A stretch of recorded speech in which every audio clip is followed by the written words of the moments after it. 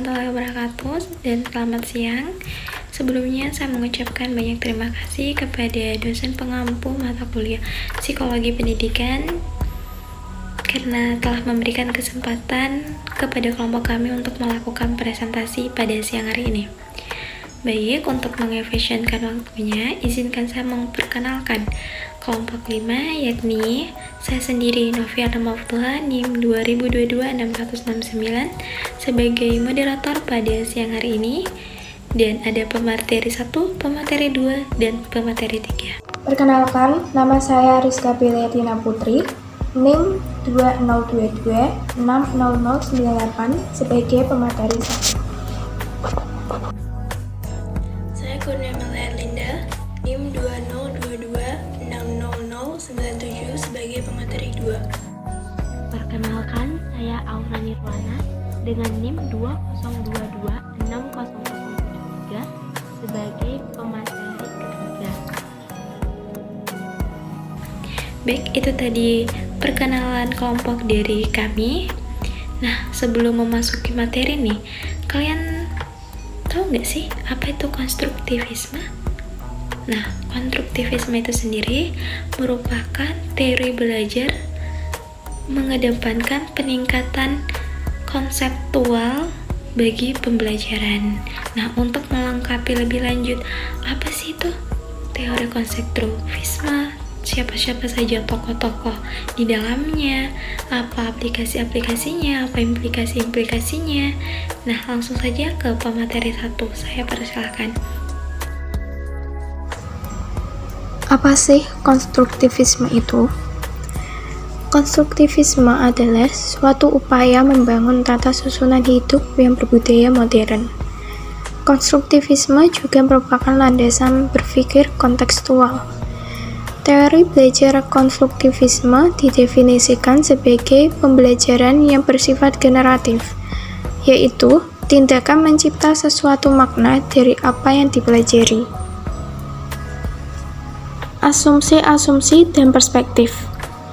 Asumsi-asumsi dalam konstruktivisme yaitu, yang pertama, manusia merupakan siswa aktif yang mengembangkan pengetahuan bagi diri mereka sendiri.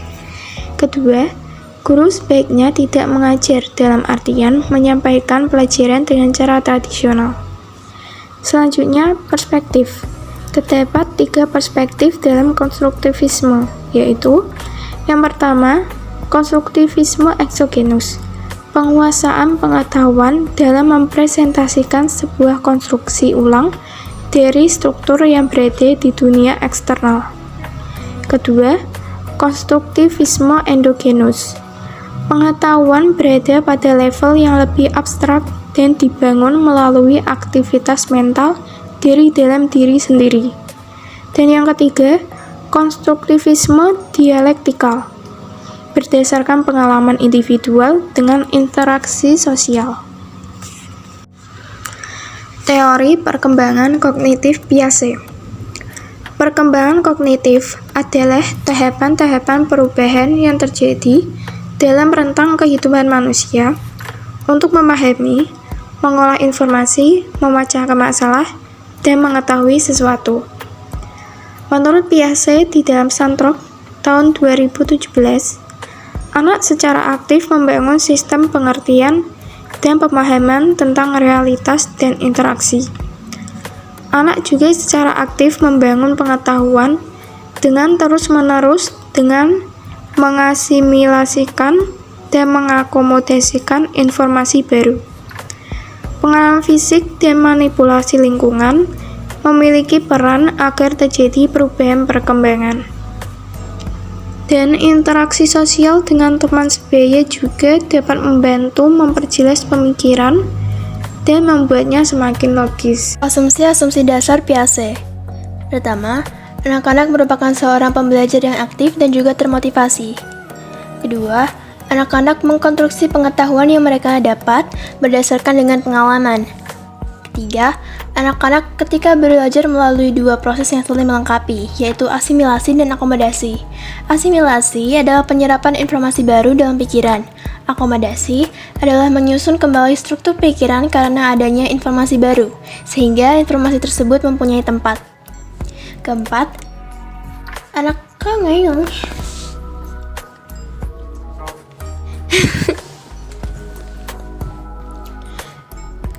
Interaksi anak dan lingkungannya bisa fisik atau sosial merupakan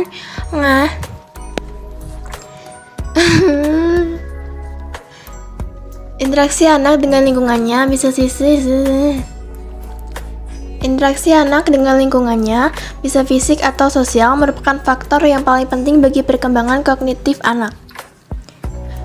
Proses dari ekuilibrasi dapat mendorong ke arah kemampuan berpikir anak yang akan semakin kompleks.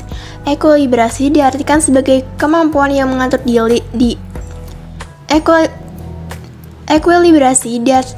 Ekuilibrasi diartikan sebagai kemampuan yang mengatur dalam diri individu agar ia mampu mempertahankan keseimbangan dan menyesuaikan diri terhadap lingkungannya. Yang terakhir, anak-anak akan berpikir dengan cara-cara yang berbeda sesuai dengan usia mereka atau kualitatif. Tahapan-tahapan perkembangan kognitif Piaget. Yang pertama, tahap sensori motorik pada usia 0 sampai 2 tahun. Pada tahap ini, anak memahami lingkungan dengan menggunakan penginderaan, sensori, atau gerakan, motorik. Tahap kedua, tahap pra-operasional, pada usia 2-7 tahun. Pada tahap ini, keterampilan bahasa anak akan berkembang pesat dan penguasaan kosakata yang meningkat dapat mengekspresikan pemikiran mereka dan juga menerima informasi yang sebelumnya tidak mungkin terjadi. Tahap ketiga, yakni tahap operasional konkret, pada usia 7-11 tahun, proses-proses berpikir mereka menjadi terorganisasi ke sistem proses-proses mental yang lebih besar dan dapat memudahkan mereka berpikir lebih logis. Pada tahap terakhir, tahap operasional formal, yakni pada usia 11 tahun hingga dewasa, mereka sudah mampu memikirkan semua kemungkinan secara sistematik dan mengalami perkembangan dalam pengambilan keputusan, perkembangan orientasi masa depan, dan perkembangan kognisi sosial. Implikasi-implikasi bagi pengajaran. Yang pertama, pembelajaran lebih menghargai pada pemunculan pertanyaan dan ide-ide. Kedua, tujuan pendidikan menurut teori belajar konstruktivisme adalah menghasilkan individu atau anak yang memiliki kemampuan berpikir untuk menyelesaikan setiap persoalan yang dihadapi. Yang terakhir, peserta didik diharapkan selalu aktif dan dapat menemukan cara belajar yang sesuai bagi dirinya. Guru hanya berfungsi sebagai mediator, fasilitor, dan teman yang membuat situasi menjadi kondusif untuk terjadinya konstruksi pengetahuan pada peserta didik. Untuk terjadinya konstruksi pengetahuan pada didik